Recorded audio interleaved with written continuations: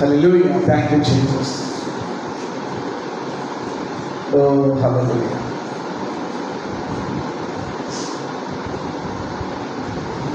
చేతులు పైకెత్తండి. ప్రభువా నాతో మాట్లాడండి. నాతో మాట్లాడు ప్రభువా, నీవే మాట్లాడు మయ్యా, నాతో మాట్లాడు ప్రభువా. పరిశుద్ధమైన తండ్రి, 10 నిమిషాలు వాగ్దాన సందేశాన్ని మేము వినబోతున్నా. మీరు నాతో మాతో మా అందరితో మాట్లాడండి. నా వెనక మాట్లాడబోతున్న మీ దాసుని కూడా అభిషేకించండి. సంఘంతో స్పష్టంగా వాక్యములో నుండి మాట్లాడండి. క్రీస్తు నామములో ప్రార్థించి వాగ్దాన సందేశమును ప్రారంభిస్తున్నాను నా పరమ తండ్రి. ఆమేన్. రైట్ పిల్లరా, once again happy mother's day.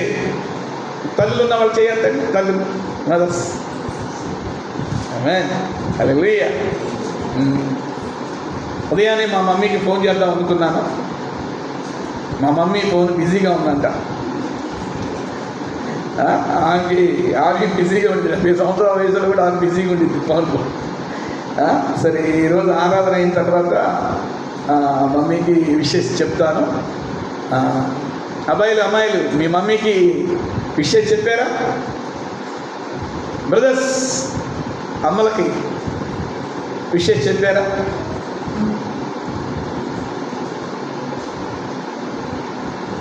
జీవితంలో తల్లి ప్రేమ అది చాలా ప్రశస్తమైనటువంటి ప్రేమ. ఒక తల్లి తన బిడ్డకు జన్మనివ్వడానికి తన లైఫ్ని సాక్రిఫైస్ చేసింది. బిడ్డ కడుపులో అడ్డం తిరిగి పెద్ద ప్రాణానికి, తల్లి ప్రాణానికి ప్రమాదమైనటువంటి తల్లులు భూమి చాలామంది ఉన్నారు. బిడ్డని కని తల్లి చనిపోయిన సందర్భాలు చాలా ఉన్నాయి. అంటే ఒక బిడ్డకి తాను జన్మనివ్వటానికి, తను చనిపోవటానికి కూడా సిద్ధంగా ఉండేది తల్లి. సో తల్లి ప్రేమను అర్థం చేసుకోవాలి. బైబిల్ గ్రంథంలో మనం గమనిస్తే శారా చనిపోయిందంట. శారా చనిపోయిన తర్వాత ఇస్సాకుకి పెళ్ళయింది. ఇస్సాకు ఎవరై అంటే అబ్రహాముకి శారాకి పుట్టినటువంటి కొడుకు. తల్లి లేని లోటు తనకుంది. ఆ దుఃఖంలో ఉన్నాడు. మా మమ్మీ లేదే, మా మమ్మీ లేదే, మా మమ్మీ లేదే అని దుఃఖంతో ఉన్నాడు ఇస్సాకు. అదే సమయంలో అబ్రహాం ఏం చేశాడంటే తన జీవితంలోనికి రిబ్కాను తీసుకొచ్చాడు. ఒక భార్యగా, ఒక భాగస్వామిగా తీసుకొచ్చినప్పుడు బైబిల్ ఏం చెప్తుందంటే అద్భుతమైనటువంటి మాట, ఇస్సాకట రిబ్కాను బట్టి దుఃఖ నివారణ పొందాడంట. వండర్ఫుల్ వర్డ్ అది. ఇస్సాకట తన భార్య అయినటువంటి రిబ్కాను బట్టి, రిబ్కా తన జీవితంలోనికి భార్యగా, భాగస్వామిగా వచ్చినందున తన తల్లి లేదనేటటువంటి లోటు మర్చిపోయాడంట ఇస్సాకు. తన తల్లిని గూర్చేటువంటి దుఃఖాన్ని మర్చిపోయాడంట ఇస్సాకు.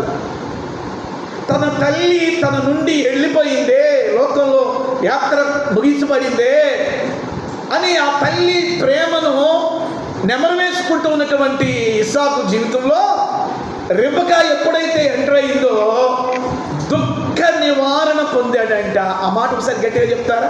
ఏ నివారణ? దుఃఖ నివారణ పొందాడంట ఇస్సాకు. ఇక్కడ నేను మీకేం చెప్పాలనుకుంటున్నానంటే ఈ మదర్స్ డే రోజున ఒకవేళ మీకు తల్లులుంటే వారిని బట్టి నేను ప్రభువును స్తుతిస్తున్నాను. వారికి మీ నుండి అందాల్సినంత ప్రేమ అందనివ్వండి. ఇప్పటికీ మా మమ్మీ బాబోగులు నేను చూసుకుంటా ఉంటా. ఇప్పటికీ నా తల్లి యోగక్షేమాలు నేను చూసుకుంటూ ఉంటాను.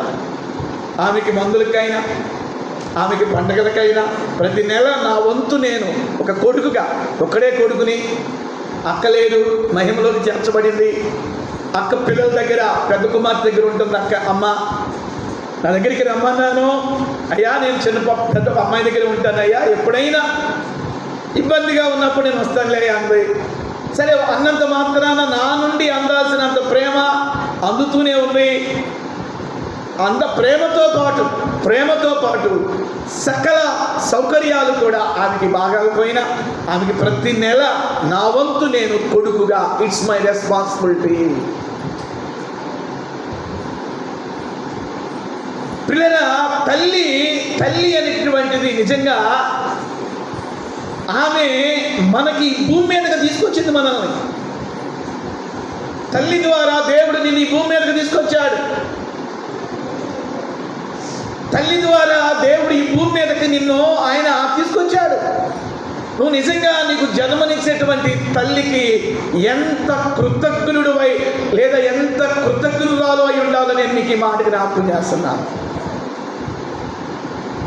భూమి మీద వాడు బ్రతికుండగానే ఒకవేళ తల్లులు లేడా, ఒకవేళ వాడు ఈ యాత్ర ముగించుకుని వెళ్ళాడా, వాళ్ళ గురించి నువ్వు దుఃఖపడాల్సిన పని లేదు. ఒకవేళ దుఃఖమున్నా, బాధ ఉన్నా, నీ ఒక మంచి తల్లిగా నీ నుండి నీ పిల్లలకు, నీ నుండి నీ కుటుంబానికి అందాల్సినంత ప్రేమ ఒక తల్లిగా నీవు అందించే విధంగా ఉంటే, నీ పిల్లల నుండి అయినా, నీ భర్త నుండి అయినా, నీ కుటుంబం నుండి అయినా నీకు కూడా అందాల్సినంత ప్రేమ, ఆప్యాయత, అనురాగాలు అందుతూ ఉంటాయి. ఈ మదర్స్ డే రోజున నేను మీకు చెప్పాలనుకున్న ఒక అద్భుతమైనటువంటి మాట, ప్రియమైనటువంటి దేవుని పిల్లలారా, ఆదికాండము 29వ అధ్యాయం 31వ వచనములో ఒక తల్లి ఉంది. ఆ తల్లిని నేను మీకు అలా జ్ఞాపకం చేసి నేను ఇలా ముగించాలని ఆశపడుతున్నాను. ఆదికాండము 29వ అధ్యాయం 31వ వచనం. లేయా ద్వేషించబడుట యెహోవా చూచి ఆమె గర్భమును తెరచెను. రాహేలు గొడ్రాలై ఉండెను. లేయా గర్భవతి అయి కుమారుని కని, యెహోవా నా శ్రమను చూచి ఉన్నాడు గనుక నా పెనిమిటి నన్ను ప్రేమించును కదా అనుకొని అతనికి రూబేను అను పేరు పెట్టెను. రూబేను అను మాటకు అర్థము దేవుడు శ్రమను చూచువాడు. మంచిది పిల్లారా, జాగ్రత్తగా విన్నా.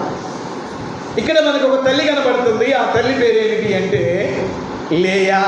అమ్మ చెప్పండి, లేయా అనండి. చెప్పండి, లేయా. ఈ లేయా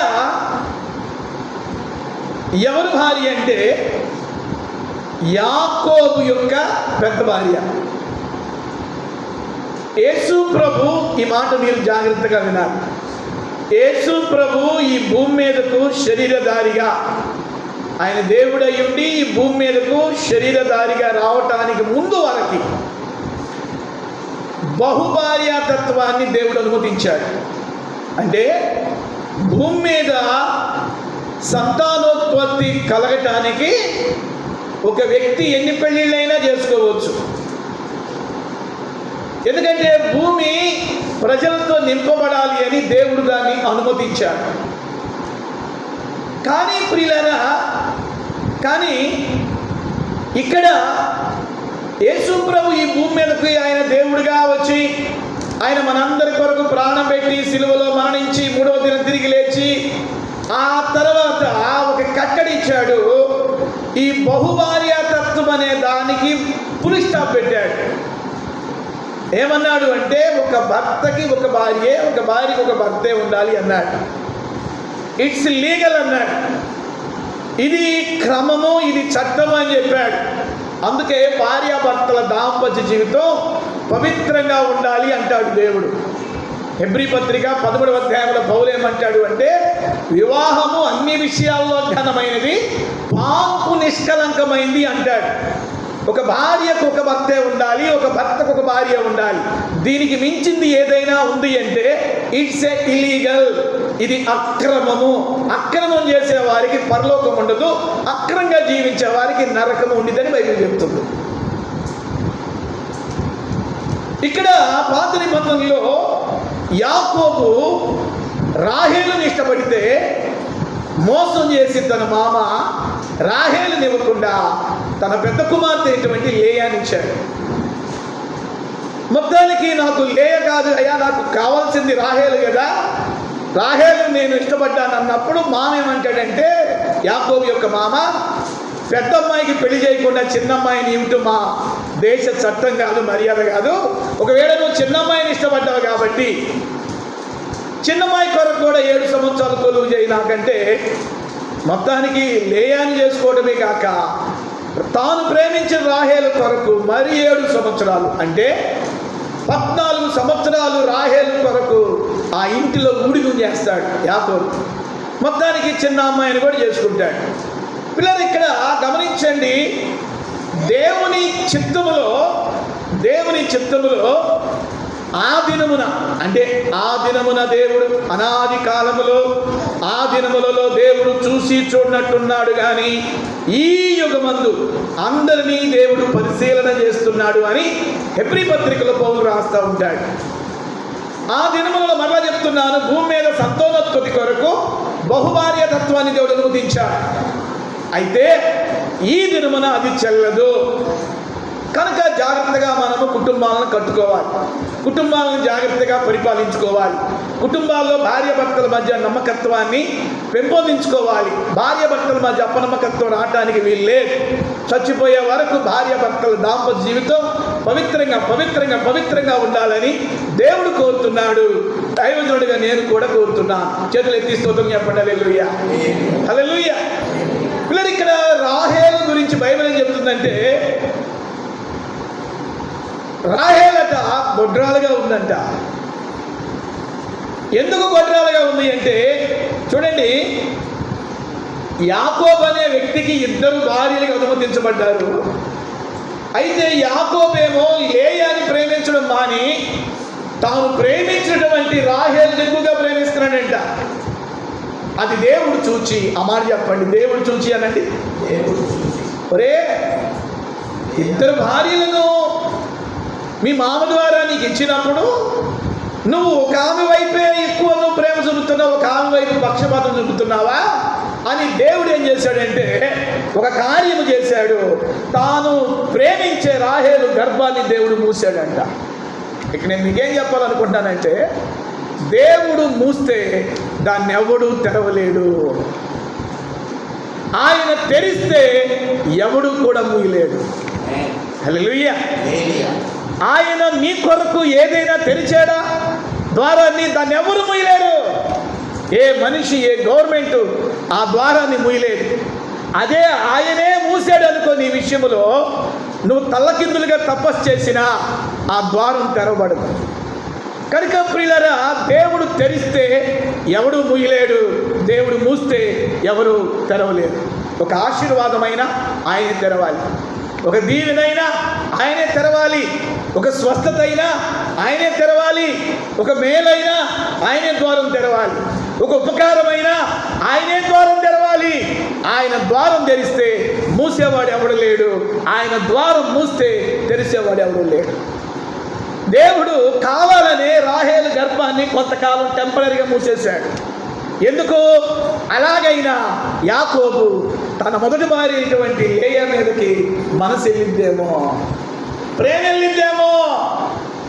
దేవుడు ఏది చేసినా ఒక పర్పస్ అనేది ఉండింది. చేతులెత్తి ఆమె చెప్పండి.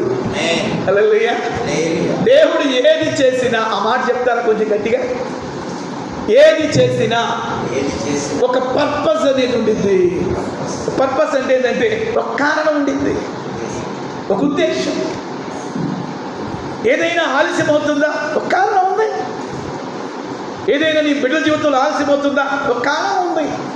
ఏదైనా ఒక ఆశీర్వాదం నీ కుటుంబానికి ఆలస్యం అవుతుందా? ఒక కారణం ఉంది. పిల్లల రాహేలు గర్భాన్ని దేవుడు కావాలనే మూసాడు. ఇప్పుడు పిల్లరా, బైబిల్ ఏం చెప్తుందంటే ఇక్కడ ఈ మదర్స్ డే రోజు మీకు చెప్పాలనుకున్న ఒక ముఖ్యమైన మాట చదువుదామా? 31వ వచనం. లేయా ద్వేషింపబడుట యెహోవా చూచి ఆమె గర్భమును తెరిచెనంట.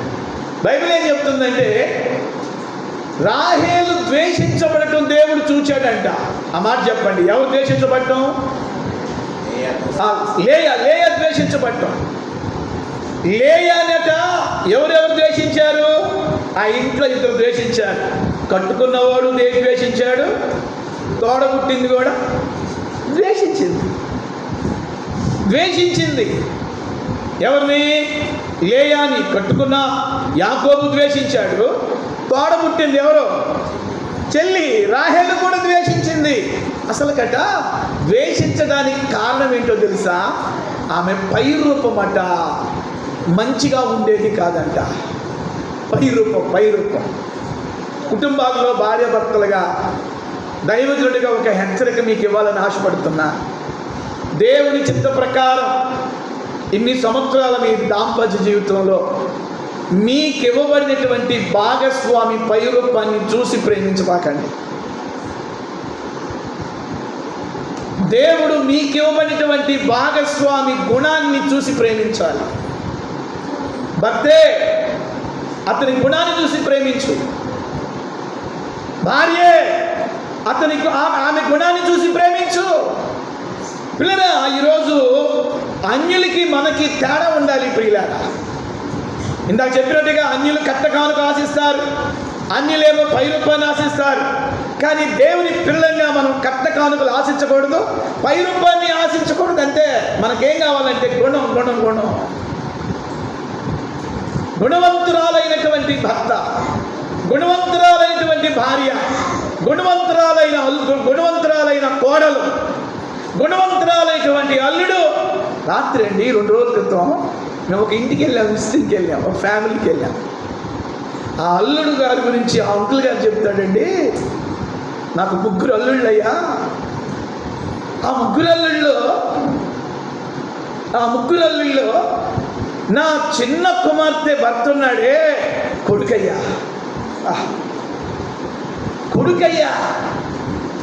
మిగిలిన 2 అల్లుళ్ళ గురించి ఆయన సాక్ష్యం ఇవ్వలేకపోయాడు, కానీ ఆఖరి అల్లుడి గురించి ఇచ్చిన సాక్ష్యము నిజంగా మా కంటి తడబెట్టించింది. బిడ్డారా, నా ఆఖరి బిడ్డ భర్తయ్యా, ఆయన మాకు నిజంగా అల్లుడి కంటే మా కొడుకయ్యా. అంటే నేను ఆ వ్యక్తిని చూశాను. ఆ వ్యక్తి పై రూపం ఒకవేళ బాగా పోయినా గుణం ఉంది, అది చాలా మంచిదండి. పిల్లలు పై రూపాన్ని చూసి జనాలు కోరుకుంటున్నారు కోడళ్ళగా, అల్లుళ్ళుగా. 3 నెలల తర్వాత కుటుంబాల్లో గలిబిలి జరుగుతుంది. నేను ఎందుకు ఈ మాట చెప్తున్నానంటే పై రూపాన్ని చూసి ఎస్టిమేషన్ వేసుకోబాకండి. గుణాన్ని కోరుకోవాలి. పిల్లలు, ఇక్కడ నేను మీకు ఏం చెప్పాలనుకుంటున్నా, ఆయన ఏమన్నాడంటే నా చిన్న అల్లుడు నాకు అల్లుడు కాదయ్యా, నా కొడుకయ్యా. ఎంత బుద్ధిమంతుడో, ఎంత గుణవంతుడో. మిగిలిన 2 అల్లుడి గురించి ఆయన సాక్ష్యం ఇవ్వలేకపోయాడు. ఈ లేయాకి పై రూపం బాగుండేది కాదు. బైబిల్ ఏం చెప్తుందంటే ఆమె గురించి, ఆమె ఐ సిక్నెస్ అంట, అంటే కంటి జబ్బు కలిగింది. కళ్ళంపడట ఆ డ్రాప్స్ కారుతా ఉంటాయంట, కళ్ళు కారుతా ఉంటాయంట, ఒక లిక్విడ్ కారుతా ఉండేదంట 2 కళ్ళ మీద నుండి. చూడటానికేం బాగుండేది కాదు. అంటే ఈమెకు భర్త ప్రేమ దూరం అయ్యింది, ఇంట్లో ఉన్నటువంటి చెల్లి ప్రేమ దూరం అయ్యింది. ప్రతి ఒక్కరు కూడా ఈమెని ద్వేషిస్తున్నారంట. బైబిల్ చెప్తుంది పిల్లారా, లేయా ద్వేషించబడటం యెహోవా చూచి. ఈ మాట గట్టిగా చెప్పండి, లేయా ద్వేషించబడుట యెహోవా చూచి లేయా గర్భమును తెరిచెను. చప్పటి కొట్టండి గట్టిగా. ఆమేన్. ఆమేన్. హల్లెలూయా. ఇక్కడ నేను మీకు చెప్పాలనుకున్న రెండు ముఖ్యమైన మాటలు ఏంటంటే, దేవుడు నీకు ఇచ్చిన భాగస్వామి పై రూపాన్ని చూడొద్దు. దేవుడు ఇచ్చినటువంటి భాగస్వామి గుణాన్ని చూడాలి. గుణాన్ని చూడాలి. గుణాన్ని చూడాలి. నీ భర్త గుణాన్ని చూడు, నీ భార్య గుణాన్ని చూడు. పిల్లలు, ఒక భార్యగా నువ్వు అందించాల్సినంత ప్రేమ నీ భర్తకి పిల్లలకు అందించు. ఖచ్చితంగా నువ్వు ఏదైతే అందించావో నీ భర్తకి నీ పిల్లలకు, అదే ప్రేమను ఖచ్చితంగా నువ్వు కోయగలుగుతావని బైబిల్ చెప్తుంది. దేవునికి స్తోత్రం చెప్పండి. హల్లెలూయా. హల్లెలూయా. పై రూపాన్ని చూడొద్దు దయచేసి. భర్తలారా, మీ భార్యల పై రూపాన్ని చూడొద్దు. పై రూపం ఎందుకు చూడొద్దు అంటానంటే, ప్రారంభంలో ఉన్నంత అందం ఇప్పుడు ఉండకపోవచ్చు భార్యకైనా భర్తకైనా. ప్రారంభంలో ఉన్నంత హ్యాండ్సమ్, ఆ బ్యూటీనెస్ ఇద్దరు పిల్లలు తల్లి అయిన తర్వాత యాడ్ నుంచి వచ్చింది. ఇద్దరు పిల్లలు తల్లి అయిన తర్వాత, లేదా ముగ్గురు పిల్లలు తల్లి అయిన తర్వాత ఆ అందం రాదు భార్యకి. నా ప్రారంభంలో అందం నాకు కావాలి అని పెడద్రారి పట్టేటటువంటి భర్తలు చాలామంది ఉన్నారు. ఇక్కడ నేను మీకు చెప్పాలనుకున్న మాట ఏంటంటే, పై రూపాన్ని దేవుని పిల్లలంగా మనం చూడకూడదు. దేవుడిచ్చినటువంటి నీ భాగస్వామి విషయంలో ఆమె గుణాన్ని చూడు, ఆయన గుణాన్ని చూడు. స్త్రీలారా, మీకు కూడా చెప్తున్నాను, దేవుడు మీకు ఇచ్చిన భర్తల పై రూపాన్ని చూడబాకండి, వారి గుణాన్ని చూడండి. చాలామంది స్త్రీలు వారి భర్తల యొక్క పై రూపాన్ని బట్టి తప్పుదారిన, అడ్డదారిన, పెడదారిన తొక్కినటువంటి భార్యలు చాలామంది ఉన్నారు భూమి మీద. పై రూపం బాగాలేదని, పై రూపం బాగాలేదని పెడత్రో తిరిగేటటువంటి భార్యలు ఉన్నారు ఈ భూమి మీద. అన్యులకి అది తగునేమో, దేవుని పిల్లలకి అది తగ్గకూడదు. క్రైస్తవులంగా, విశ్వాసులుగా, దేవుని పిల్లలంగా ఈ మదర్స్ డే రోజున బైబిల్ చెప్తుంది, ఒక తల్లిగా నువ్వు అందించాల్సినంత ప్రేమ నీ భర్తకు అందించు. ఒక భర్తగా నీవు అందించాల్సినంత భార్యకి నీ ప్రేమను అందించు. పిల్లలకు ఖచ్చితంగా ఒకరినొకరు ఈ ప్రేమను ఇచ్చిపుచ్చుకోవడం ద్వారా కుటుంబాలు నిలబడతాయి. చేతులు ఎత్తి స్తోత్రం చెప్పండి. హల్లెలూయా. రెండు చేతుల పైకి ఎత్తి స్తోత్రం చెప్పండి. హల్లెలూయా. లేయా ద్వేషించబడుట యెహోవా చూచి చూచి చూచి. ఈ మదర్స్ డే రోజున మీకు చెప్పాలనుకున్న ఒక ముఖ్యమైన మాట, తల్లులారా, మిమ్మల్ని ఎవరెవరైతే ద్వేషిస్తున్నారో, కుటుంబీకులారా, మిమ్మల్ని ఎవరెవరైతే ద్వేషిస్తున్నారో దేవుడు అది చూస్తున్నాను అంటున్నాడు. చేతులకి అని చెప్పండి. హల్లెలూయా. నీ భర్తే ద్వేషిస్తున్నాడా? భయపడొద్దు. అందించాల్సిన ప్రేమ అందించు భర్తకి. కొంతమంది సిస్టర్స్ నాకు అక్కడక్కడి నుంచి ఫోన్లు చేస్తుంటారు, సార్ నేను ఎంత ప్రేమ చూపిన నా భర్త నన్ను తిడుతున్నాడు, నేను ఎంత ప్రేమ చూపిన నా భర్త నన్ను అనుమానిస్తున్నాడు, నేను ఎంత ప్రేమ చూపిస్తున్నా నా భర్త నన్ను తప్పుగా మాట్లాడుతున్నాడు, నేను ఎంత ప్రేమ చూపిస్తున్నా నా భర్త నన్ను తిడుతున్నాడు, కొడుతున్నాడు. నేను ఎంత ప్రేమ చూపిస్తున్నా ఒక విశ్వాసిగా, దేవుని ఎరిగిన బిడ్డగా, దేవుని ఎరిగిన తల్లిగా, దేవుని భయం కలిగిన తల్లిగా నా భర్తను ఎంతో నిస్వార్థంగా ప్రేమిస్తున్నాను, అందించాల్సినంత ప్రేమ అందిస్తున్నాను, అయినా నన్ను అపార్థం చేసుకుంటున్నాడు, అయినా నన్ను ఇబ్బంది పెడుతున్నాడు, అయినా నన్ను మరి డిసప్పాయింట్ చేస్తున్నాడని చాలామంది తల్లులు నాకు ఫోన్లు చేస్తూ ఉంటారు. కౌన్సిలింగ్ కోసం ప్రేయర్ చేస్తూ ఉంటారు, వాళ్ళకి కౌన్సిలింగ్ ఇస్తూ ఉంటారు. అయినా సహించమ్మా, అయినా భరించమ్మా. నీ సహనం, నీ యొక్క ఆ యొక్క దీర్ఘశాంతం ఒక దినాన నీ భర్తను మార్చింది. చప్పటి కొట్టండి గట్టిగా. హల్లెలూయా. హల్లెలూయా. టైం అయిపోతుంది ప్రియులారా. లేయా ద్వేషించబడటో యెహోవా చూచి. ఈ మదర్స్ డే రోజున తల్లారా, భార్యలారా, మిమ్మల్ని ఎవరెవరైతే ద్వేషిస్తున్నారో వారిని దేవుడు చూస్తున్నాను అంటున్నాడు. దేవుని స్తోత్రం. హల్లెలూయా. హల్లెలూయా. చూచి ఏం చేస్తాడు అంటే, అక్కడ లేయాకు దేవుడు చేసిన కార్యం ఏంటంటే, ఒకటి ఆమెకు తెరిచాడు. ఆ మాట చెప్పండి. ఒకటి ఆమెకు తెరిచాడు అనండి. చెప్పండి. ఒకటి ఆమెకు తెరిచాడు. ఏం తెరిచాడు? ఆమె గర్భాన్ని తెరిచాడు. రాహేలు పిల్లలను కంటానికి ముందు 5 కుమారులతోటి లేయాను దేవుడు ఆశీర్వదించాడంట. చప్పటి కొట్టండి గట్టిగా. ముగింపులో మిమ్మల్ని ఎవరెవరైతే ద్వేషిస్తున్నారో ఈ మదర్స్ డే రోజున నీ బంధువుల, నీ అన్నదమ్ములా, నీ అక్క చెల్లెళ్ళ, నీ ఇరుగు పొరుగు వారా, నీ కొలీగ్సా, నీ స్నేహితులా, మిమ్మల్ని ఎవరెవరైతే ద్వేషిస్తున్నారో ఈరోజు మదర్స్ డే రోజున ఒక శుభవార్త, దేవుడు చూస్తున్నాను అంటున్నాడు. చూచి ఒక కార్యమును తెరవబోతున్నాను అంటున్నాడు.